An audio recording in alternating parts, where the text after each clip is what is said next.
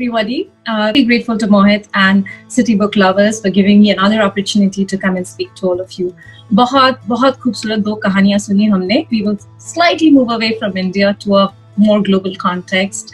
And when Mohit told me about the speaking opportunity, and I was thinking about this non-fictional character, Morrie Schwartz, I knew he was timeless and he's totally relevant in today's context. We're all going through a very difficult situation, a global environment, which is not something that we had imagined how it all will be.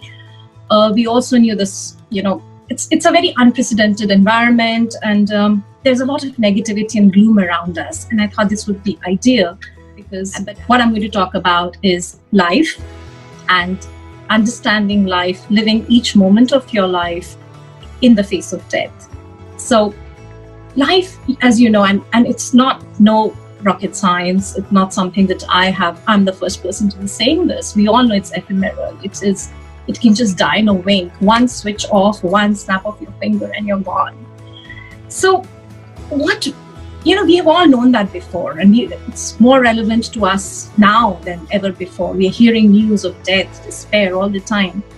Now, this non-fictional character, Morrie Schwartz, he is somebody who has, I think, taught me the simplest and the greatest mantra of life, about treasuring life itself while it is there. And basically looking at your own life and prioritizing your life, reprioritizing, constantly being grateful about what you have rather than thinking about what you don't have. And so this story goes back to a long time back, where the author, basically, he's talking about a professor of sociology he went to college with and he tutored with. So this professor was apparently full of life and he loved to dance. So कहते हैं कि Morrie would dance even when he didn't know the grammar. So he would twirl and twist, even if it's a jazz playing, he would do a salsa to a jazz. So his steps wouldn't even match the music, but he was so full of life that he couldn't care less. So one day, Morrie discovered, much to his dismay, that his legs weren't as strong as they used to be in the past, and his motor skills was beginning to slowly fade or beginning to compromise a bit.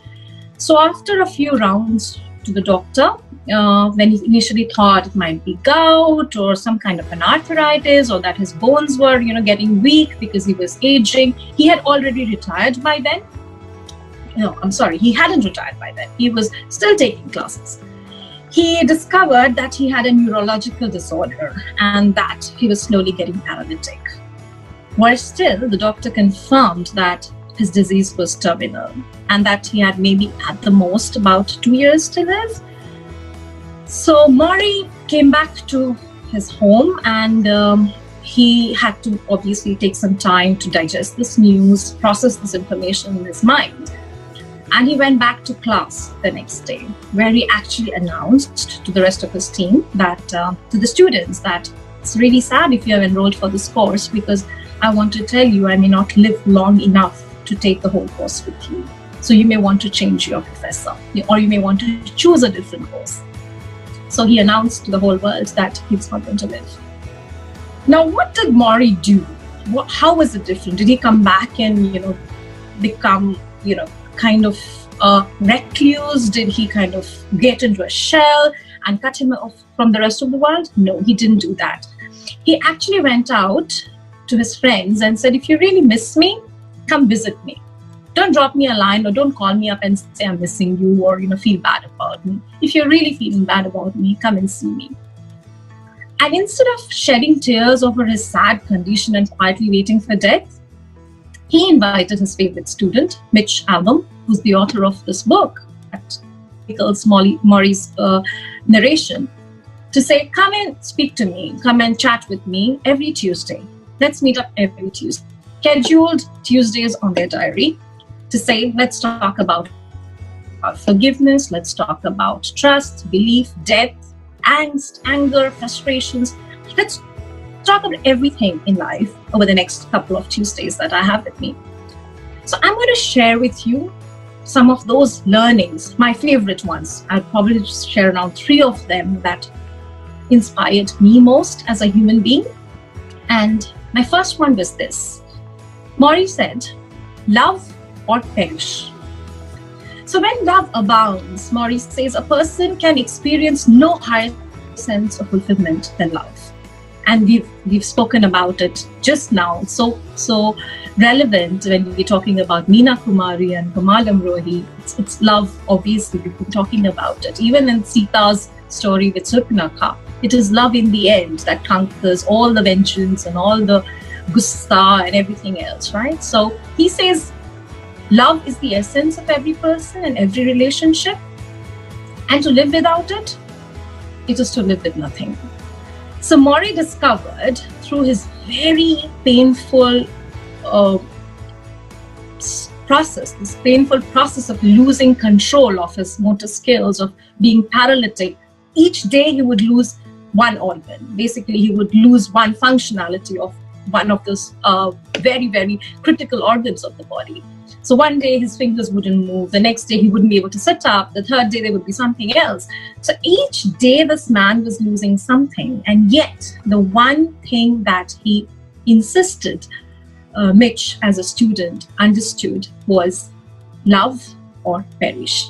So it is the most important thing in life is how to learn and how to give out love and let it come in. So it is both ways. How do you radiate love and how do you absorb love? And the more you absorb, the more you're able to radiate. So that was Morrie's first lesson, which was about love or perish. The second thing that struck me most about Morrie is Morrie saying, forgive yourself and forgive others. Don't wait. So this is another very, very important lesson and very critical in managing our own mindset, managing our own peace, managing our own positivity. And I, as a person, do it to the hilt. I don't like carrying the baggage of other people. I think it slows us down. It drags us beyond a limit that we can carry ourselves. It exhausts us. It limits us from going higher, because, you know, when you have an additional baggage, there are limitations of your movement, physically so. Similarly, emotionally, when you have an extra baggage, it limits your growth, your speed, your positivity, and it pulls you down. So it's very, very important to forgive others. Interesting message in that message, which is to forgive yourself. I think sometimes we are too harsh with ourselves. We are too critical of ourselves. We don't forgive ourselves for the blunder. And if you look back at the news that we have been talking about this morning, I think we've been talking about depression. And one of the biggest problems of depression is people stop forgiving themselves. That's when they start getting depressed. There's a feeling of guilt and remorse and so much of blaming oneself for everything that has gone wrong, and being unable to forgive yourself is what pulls us down, kills us internally, and then sometimes it results in an act like the one that we've been all talking about. So that's the second message. The first is love or perish. The second one is forgive yourself, forgive others. Don't wait. So don't wait for the last day. Do this. Don't carry the baggage. And the third one is a beautiful one. And the third one tells you how that your purpose in life is to devote yourself to others, to devote yourself to the community in which you work or you live in, and to devote yourself to something that gives you a purpose and meaning in life. So don't just wake up every morning and, attend to your physical needs. Do something each day that makes you truly happy, that makes somebody else truly happy, that creates an impact and an influence around you. So people will remember you. It's not only about people remembering you, but it's also about you feeling good about doing something more meaningful and purposeful in life. It's from Morrie to Mitch. And he says this after meeting Mitch for the first time in 16 years, saying, Mitch, what are you doing beyond, your 9-to-5 job? What's your purpose in life? And sometimes we're so busy, we forget what the purpose of our life is. And we just end up working like from 9 to 5. Kaam kiya, khana khaya, picture dekhi, so gaye. So there is more.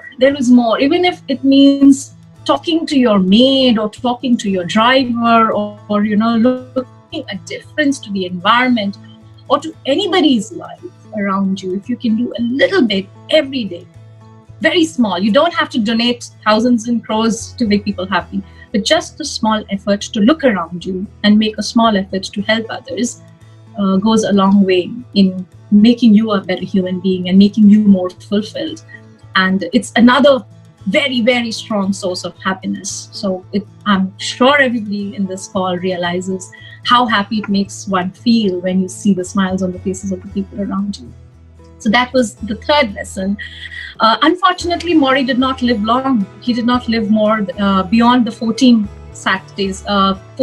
Tuesdays that they had scheduled. So all these stories, all these anecdotes, and the examples that he gave, the story and the mantras and the life's lessons that he gave were only restricted to 14 Tuesdays.